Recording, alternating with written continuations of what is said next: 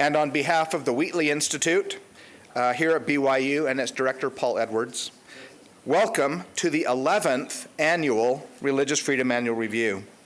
And on behalf of our students who've been organizing this event and our colleagues who have been working tirelessly to make this gathering meaningful and of high quality, we are all very grateful that you are here with us today. My name is Brent Scharffs, and I am the director of the International Center for Law and Religion Studies, and it is my pleasure to welcome you this morning. The mission of the International Center for Law and Religion Studies is to help secure the blessings of religious freedom and belief for all people in all places. We do this by focusing on education and learning, engaging in scholarly work, developing networks and relationships, and working on law reform. The mission of the Wheatley Institute is to fortify the core social institutions of the family, religion, and constitutional government. We believe this year's theme of becoming peacemakers through supporting religious freedom and pluralism advances each of these missions. This year marks the 11th Annual Religious Freedom Review, a gathering that focuses largely on issues in the United States, and an event that is open to the general public. The conference will feature both general or plenary sessions and breakout sessions, which are divided into 3 tracks. The first track focuses on law and recent legal developments. This is labeled as the CLE, Continuing Legal Education track. But please note that the entire conference has been approved for CLE credit in Utah, and non-lawyers are of course welcome to join the CLE track. The second track is entitled Practical Peacemakers and focuses on the question, what can I do to promote religious freedom and to be a more effective peacemaker in my family, my congregation, my community, and beyond? The third track focuses on the rising generation and will include presentations from seasoned veterans as well as younger participants. Feel free to join one of these tracks throughout the day or to mix and match according to your interests. Several ideas animate our work, and I'd like to mention them briefly.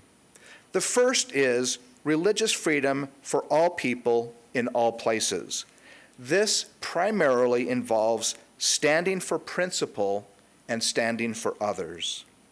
Second, living the best version of our faith.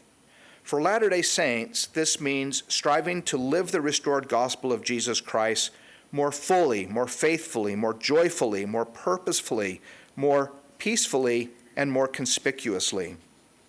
Third, human dignity for everyone everywhere. Human dignity is the foundational principle for human rights and for freedom of religion and belief. It is also the goal of human rights, a way of building bridges to places where human rights or religious freedom are either not well understood or not well accepted, and a way of measuring our progress in promoting global cultures of dignity and respect. Fourth, principled pluralism. We need to find ways of living together in our diversity and complexity, in ways that permit us to be faithful to our deepest commitments, while also living peaceably with those whose deepest commitments may be different than ours. I hope and expect that today you will find yourself mostly agreeing with most of what is said by most of our speakers and panelists. But it would be unfortunate if you didn't find yourself feeling unsatisfied and even in disagreement with some of what you hear. This is part of the work of living together in our differences. Our hope is that this gathering will model the kinds of charitable listening, measured speaking, and goodwill that our world sorely needs. Fifth, becoming peacemakers. The principal theme of this year's Religious Freedom Annual Review is how to become peacemakers and the relationship between peacemaking and religious freedom.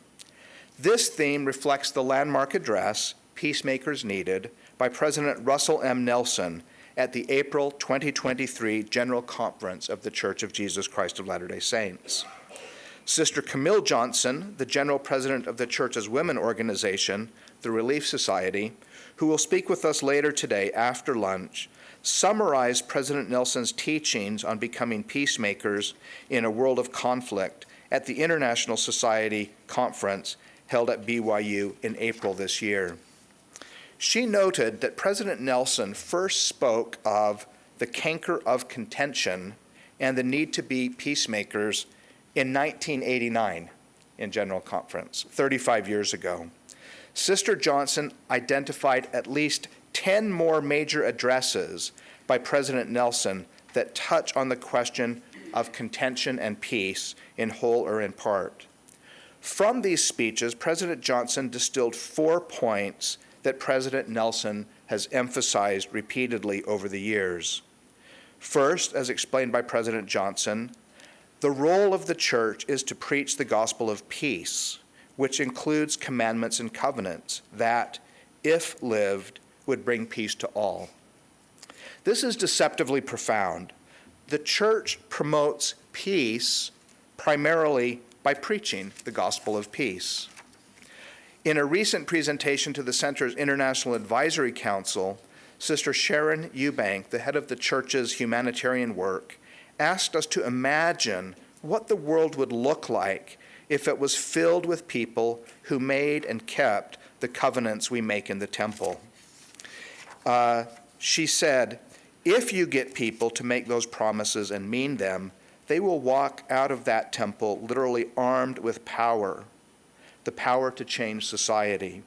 And it will happen way faster than the work of humanitarian organizations or causes. Second, President Johnson explained, quote, as individuals, we are to be peacemakers in our homes, in our neighborhoods, in our countries, and in the world. The prophet has given us a charge to be peacemakers. President Nelson described how we can do this, quote, by modeling how to manage honest differences of opinion with mutual respect and dignified dialogue. Our hope is that our discussions today will help us find practical strategies for doing this. The third theme that President Johnson identified in President Nelson's messages is, quote, the transforming power of God's love will change us and empower us to be peacemakers. I think it is really interesting that the first change that must take place if we are to become peacemakers is change within ourselves. We must allow ourselves to be transformed by God's love. Fourth, the final common thread that President Johnson identified in President Nelson's teachings on peacemaking is that, quote, the key to overcoming contention comes from understanding our identity as children of God, children of the covenant, and disciples of Jesus Christ. To me, it is interesting that President Nelson does not provide a step-by-step process for conflict resolution or peacemaking. Rather, his emphasis is on the type of people we must become if we aspire to be peacemakers. People who embrace the gospel of peace, people who strive to be peacemakers, beginning at home, people who have experienced the transforming power of God's love, and people who understand our own identities as children of God, children of the covenant, and disciples of Christ. It is now my pleasure to introduce our university president, C. Shane Reese. Christopher Shane Reese is a statistician, academic administrator, and as of May 2023, the 14th president of Brigham Young University. At BYU, he previously served as academic vice president, dean of the College of Physical and Mathematical Sciences, and the Melvin W. Carter Professor of Statistics. President Reese's academic research has been varied, focusing on, among other things, determining the safest method for destroying chemical weapons, assessing climate impact of glaciers in Asia and Antarctica, and on optimizing performance in sports, including work for the U.S. Olympic volleyball team and, sadly, the Philadelphia Eagles. President Reese graduated from BYU and earned his doctorate at Texas A&M. On a personal note, I've come to know President Reese as a dynamic and compassionate leader. President Reese, thank you for being with us this morning.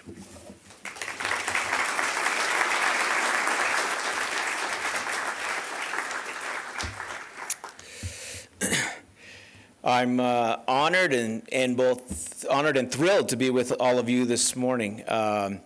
It was a little bit of a moment when Brent said that you would agree with most of what was said that I realized that's why he asked me for the introduction. Put a statistician up there and it'll be a straw man. You can all form your disagreements early. I wanted to just share a note or two, thought or two about your theme. It's an amazing theme. I'm thrilled about the theme. For those of you that heard President Russell M. Nelson give this talk, there was a moment during this talk. I remember sitting there thinking, this is a remarkable talk. This is an incredible talk. This is a seminal talk for our day. And then I started going through as he talked about the principles of peacemaking and how important they were.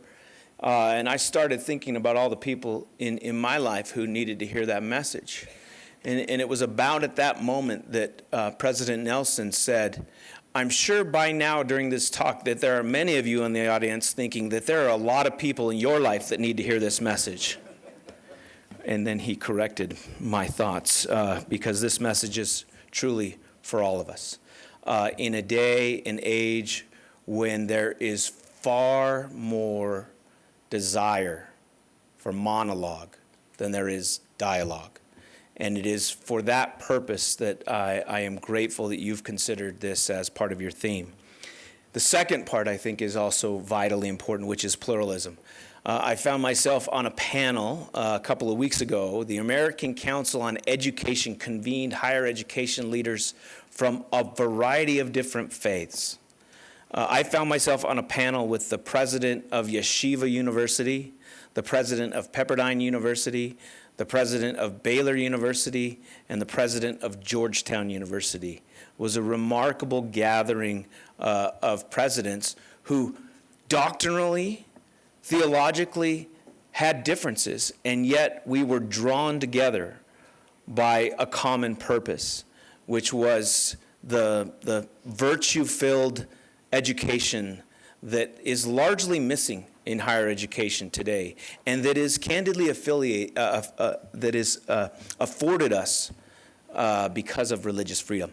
And so I'm grateful that you're here. I just wanted to, I don't ask very often in welcome remarks for a favor, but one of my esteemed colleagues on that panel, President Jack DeGioia, suffered a stroke the next day. And so I would ask for all of you who have faith traditions to include President Jack DeGioia in your prayers for a recovery. We think it was quite serious. The history of Brigham Young University, our roots and the origin of our founding, they remind us that the study and advancement of religious freedom must remain paramount. The mission of the university here at Brigham Young University or at any of those other institutions who were part of this historic convening wouldn't be possible were it not for the tenets of religious freedom. It was Harvard's own Noah Feldman in an address on this campus in 2008 who had the following to say as he described a university. He said, that was founded by deeply committed religious believers, considered radicals in their day, who faced bloody and unremitting persecution, who tried briefly exile and reformation of their community, but trouble found them, and they were forced once again to uproot themselves and their families, and to travel thousands of miles under very, very difficult conditions in shaky conveyances, to found for themselves what they hoped for and believed would be a new Zion. Now, on this campus, we might think that he was referring to Brigham Young University, but instead, the punchline is that Noah Feldman was referring to Harvard University. Harvard's president, Charles Eliot, in the 1800s visited this campus, and he also recounted the similarities between Brigham Young University and Harvard University. He drew, as he described it, a pleasing comparison between the establishment and development of the LDS Church school system of Latter-day Saints and the founding and growth of Harvard. Now today, we would hardly recognize that. But it is imperative that we, as an institution, are able to pursue our religious mission. We believe that academic inquiry is inextricably entrenched and enmeshed with notions of religious freedom. The yearning to teach, to preach, to study, and to examine the tenets of faith and conscience, all in an environment of virtue and moral imperatives.